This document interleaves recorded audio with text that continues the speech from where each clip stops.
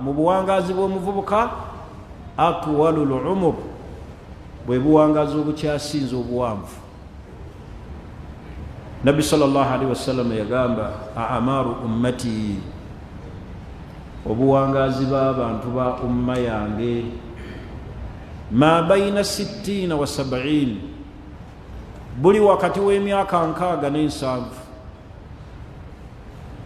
Bw'ova ku myaka 60 okugenda ku 7 waliwo emyaka emeka? 10. Naye nabo omuvubuka eri gy'atandikira ku myaka 14, 15 paka lwayingira ameka? Ana waliwo awo emeka? Naye nabo Nabbi sallallahu alaihi wasallam bw'agamba nti a'maru ummati, obuwangazi bw'abantu ba umma yange ma baina 60 wa 70, buli wakati w'enkaaga n'ensanvu. Kitegeeza obwo butono. Kati atwalul umur, obuwangazi obusinga obuwanvu, buwangazi bwaki? Bwa kivubuka. Nabbi sallallahu alaihi wasallam mu hadisi endala yagamba nti igtanimu 5 qabla 50, wenyagira ebintu 5 ng'ebitaano tebinnaba kujja. Kozesa omukisa gwa bintu 5 ng'ebitaano ebyo ebirala tebinnaba kujja kumalawo mukisa ogwo.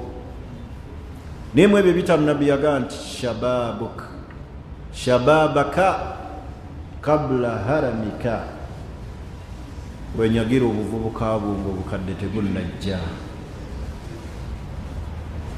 Kozesa obuvubuka nga kabukulu tannajja, kubanga kabukulu asomba. Genda okulaba omusajja akaddiye takyasobola kusituka kiro, amagumba gayiise, naye oli muvubuka ne salatu layili ekulemi.